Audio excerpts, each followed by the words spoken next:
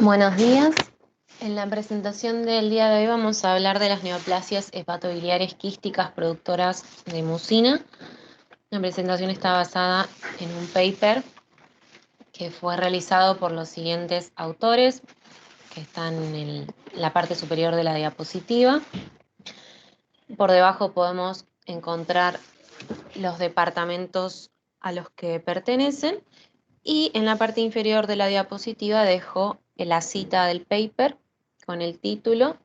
Este fue publicado en Radiographics el 1 de octubre de este año.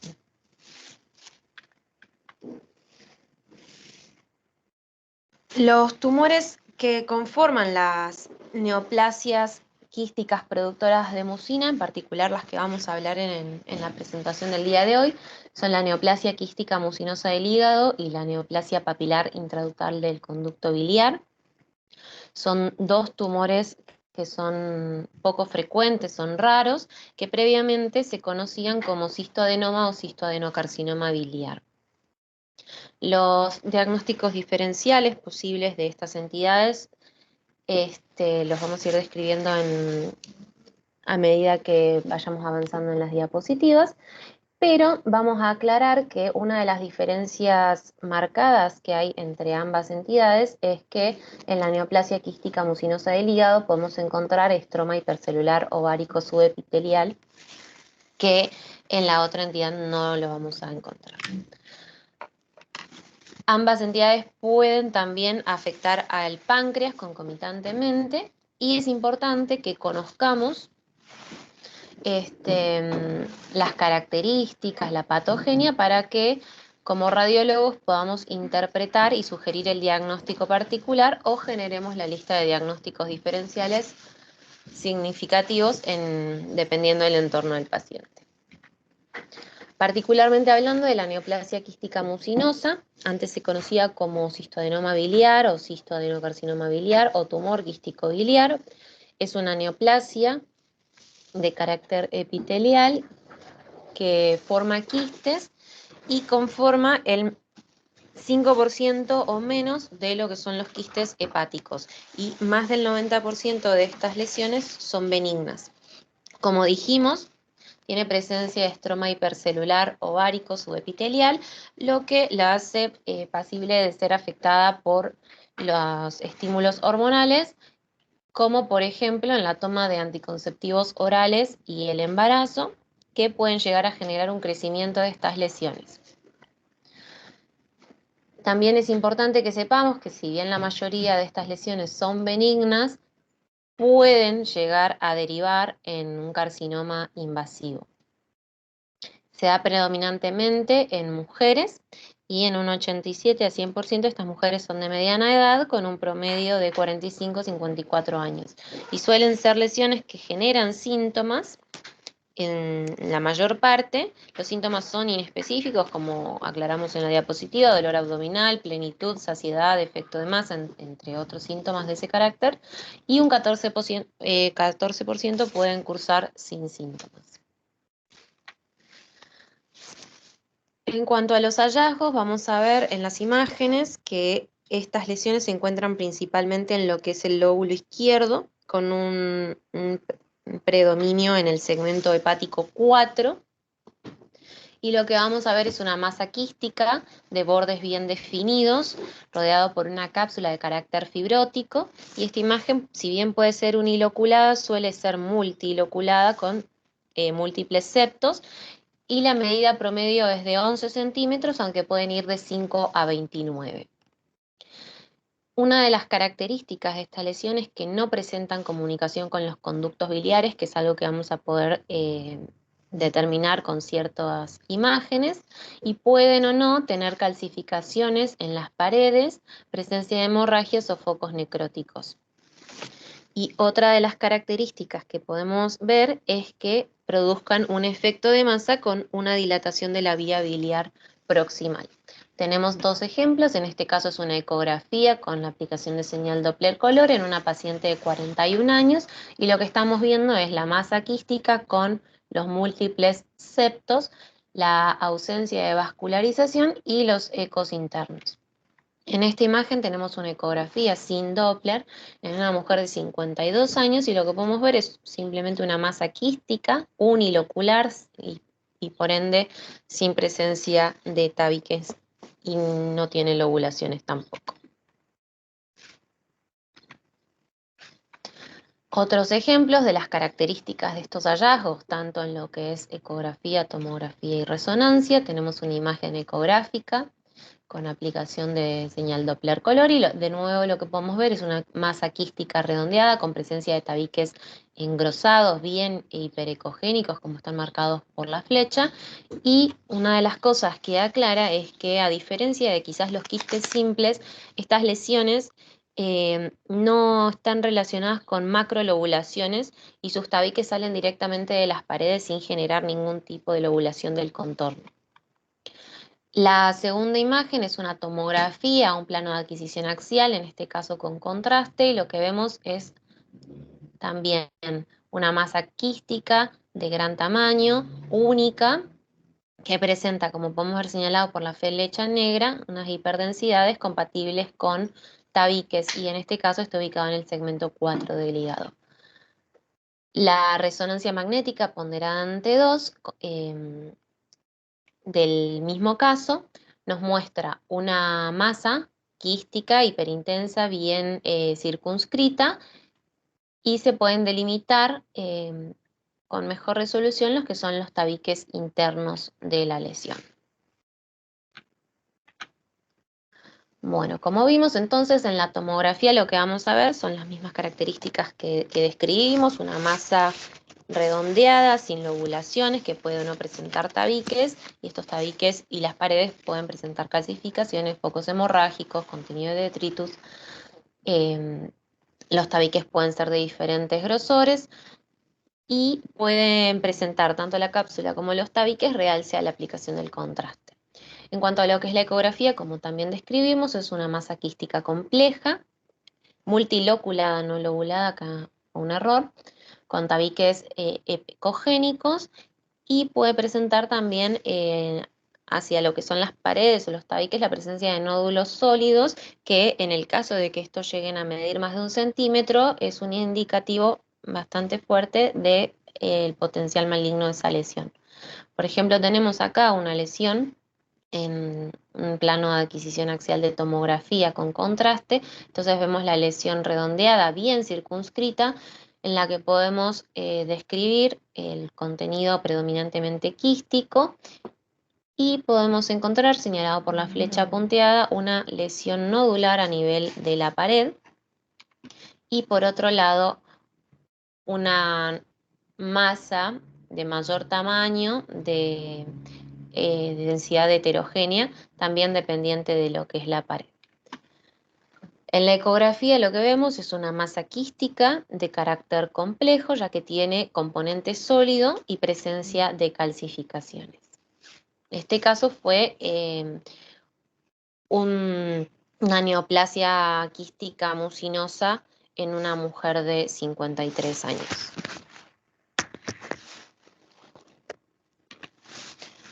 En cuanto a la resonancia, lo que vamos a ver es una lesión hiperintensa en T2 con un borde hipointenso correspondiente a la cápsula fibrótica.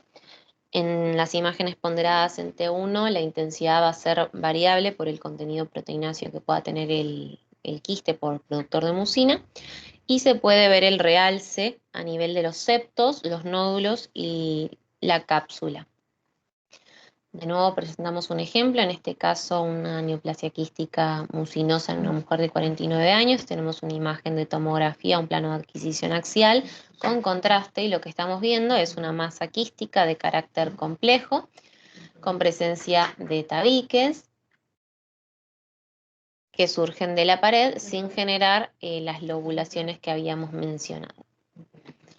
La segunda imagen es una tomografía ponderada en T2, perdón, acá las puse al revés, en T2 y vemos la masa hiperintensa con la cápsula marcada hipointensa y la presencia de los diferentes tabiques.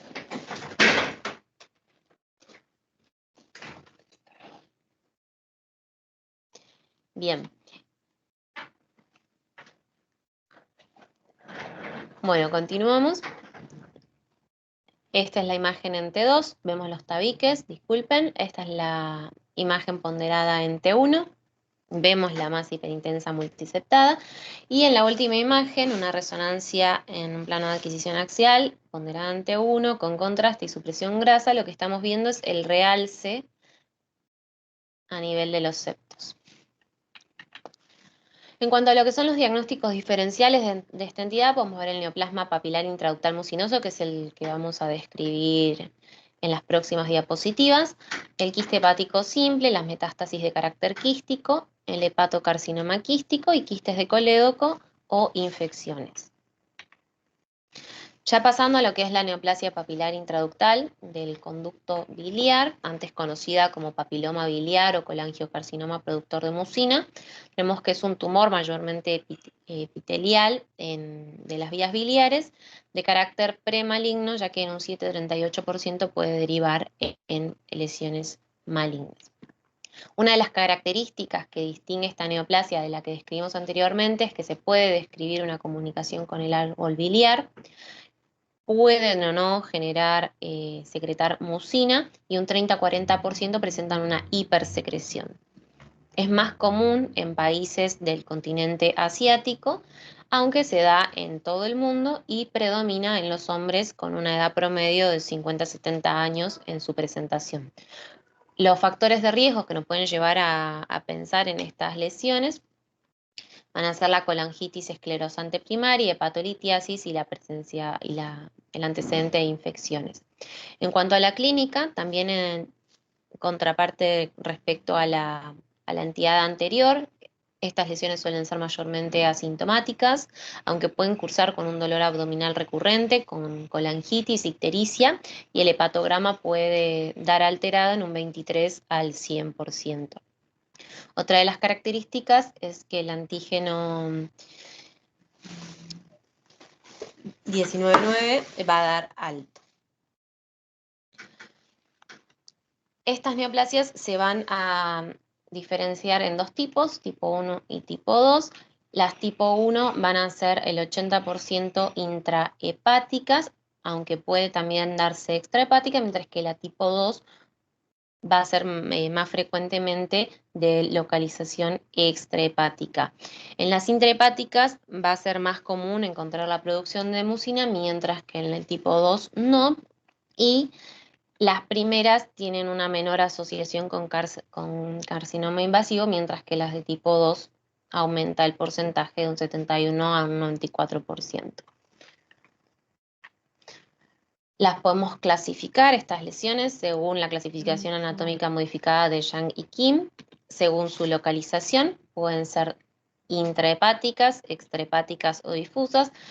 En la intrahepática lo que podemos ver es que las lesiones se localizan generalmente en lo que es la periferia, de carácter proximal a la primera confluencia de los conductos intrahepáticos. A nivel extrahepático les podemos encontrar las lesiones a nivel del colédoco o el conducto hepático común, y en aquellas que se caractericen como difusa va a afectar tanto los conductos intrahepáticos como los extrahepáticos. En cuanto a las imágenes, vamos a ver masas intraductales de carácter polipoideo, que pueden ser solitarias o múltiples, y pueden medir entre 0,5 centímetros a 2 centímetros y van a generar una dilatación quística, ya sea o cilíndrica o fusiforme, de las vías biliares. Pueden también cursar o no con estenosis y presentar calcificaciones. Tenemos un ejemplo de un patrón típico de una neoplasia papilar mucinosa intraductal en un hombre de 62 años, y lo que estamos viendo en la primera imagen es una resonancia en T2. Lo que vemos es una masa intraductal de carácter lobulado, como nos señala la flecha, y lo que podemos ver es que esta lesión en esta secuencia se ve hipointensa respecto a lo que es la bilis y mucina que lo rodea, y genera también una dilatación proximal de las vías biliares. La segunda imagen es también una imagen de resonancia, un plano de adquisición axial ponderada en T1 con supresión grasa y contraste, Y lo que estamos viendo es la masa lobulada dentro de los conductos biliares que se ven hipointensos y marcadamente dilatados. Por último, en la última imagen lo que vemos es una colangioresonancia, una proyección de máxima intensidad, y lo que podemos ver es la marcada dilatación de la vía biliar intrahepática con un predominio en el lóbulo hepático izquierdo. Entonces, en la tomografía, este tipo de neoplasias las vamos a ver como una masa intraductal, isoa hiperdensa, con un contenido mucinoso que va a tener una densidad similar a la bilis, y a la aplicación de contraste van a presentar un realce y un lavado rápido. En cuanto a la resonancia, también vamos a ver la masa intraductal, que se va a presentar isoa hipointensa en T1, con un ligeramente hiperintensa en T2, el realce va a ser variable y podemos ver también lo que es el edema periductal, y en las secuencias ponderadas en difusión lo que vamos a ver es que son hiperintensas y van a restringir.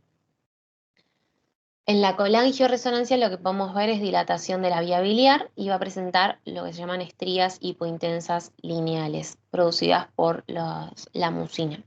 En la ecografía vamos a ver una masa de carácter intraductal que puede ser hipo o hiperecogénica con dilatación de los conductos. En el PET-CT va a haber hipercaptación de los marcadores, y en la colangiopancreatografía retrógrada podemos ver dilatación y mucobiliaductal con defectos de llenado.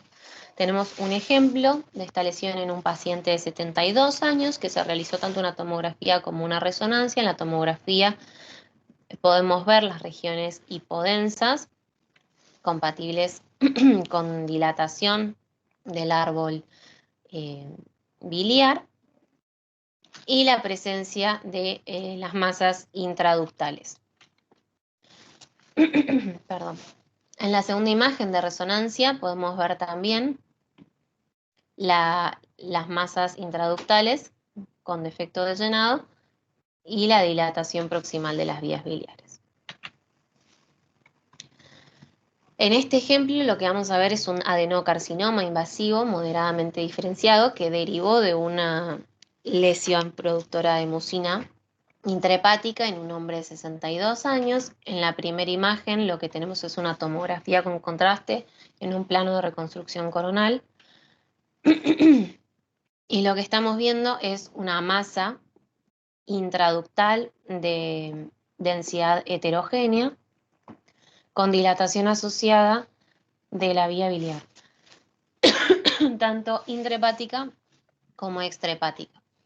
La segunda imagen es una resonancia ponderante, es un plano de adquisición axial, y lo que estamos viendo es una masa polilobulada intraductal con dilatación de las vías biliares adyacentes. La tercera imagen que tenemos de este paciente es también una resonancia ponderante 2, un plano de reconstrucción de adquisición coronal. Lo que estamos viendo es una masa intraductal lobulada con dilatación de la vía biliar adyacente. En la cuarta imagen es una secuencia de difusión donde podemos ver la hiperintensidad dentro de la masa y la caída de señal en el mapa de ADC, sugiriendo la presencia de restricción en la lesión. Y por último, en una imagen de PET-CT lo que podemos ver es la hipercaptación del marcador en la topografía de la lesión. En este otro ejemplo tenemos un hombre de 70 años con un neoplasma papilar intraductal intrahepático. Tenemos dos imágenes de resonancia, la primera ponderada ante 2, y lo que podemos ver es una dilatación ductal a nivel intrahepático sobre el lóbulo izquierdo con una atrofia del parénquima que se asoció. En la segunda imagen, en una resonancia en plano de adquisición axial, ponderante 1 con supresión grasa y contraste, lo que podemos ver es cómo se ven los conductos biliares dilatados hipointenso, también en el lóbulo izquierdo, y la atrofia parenquimatosa asociada.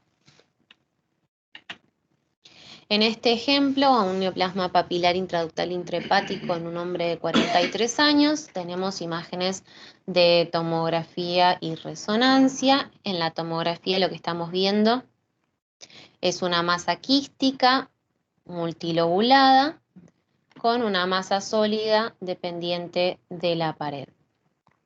En la imagen de resonancia ponderante 2, un plano de adquisición coronal, lo que vemos es una imagen polilobulada asociada a la vía biliar con tabiques.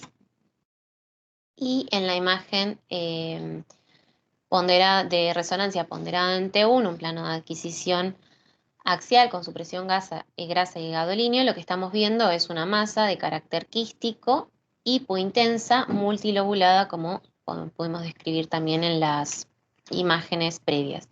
Y lo que podemos ver también es la presencia de contraste intrabiliar con un calibre conservado de la vía biliar en el lóbulo derecho.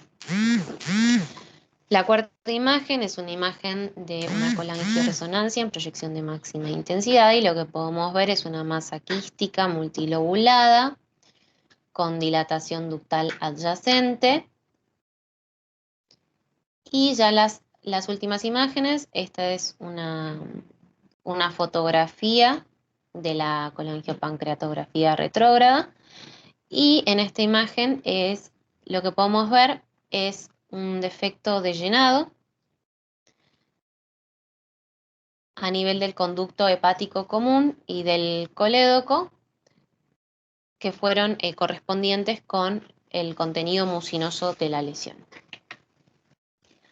Tenemos otro ejemplo, un neoplasma papilar intraductal de la vía biliar. La primera es una imagen de ecografía con aplicación de señal Doppler color y lo que podemos ver es una masa intraductal lobulada señalada por la flecha dentro de un conducto que se presenta dilatado en el segmento hepático 2 y podemos ver la ausencia de vascularización de la lesión. En la segunda imagen es una tomografía con contraste en fase portal, un plano de adquisición axial y lo que podemos ver es la dilatación de la vía biliar intrahepática del lóbulo izquierdo con una masa lobulada dentro de los ductos biliares. La tercera imagen es una imagen de resonancia ponderante 2. Podemos ver cómo la masa intraductal se ve hipointenso y se ve la dilatación también de la vía biliar intrahepática. La siguiente imagen es una resonancia ponderante 1 con contraste y supresión grasa. Y lo que estamos viendo es los conductos biliares intrahepáticos dilatados y los vemos de forma hipointensa.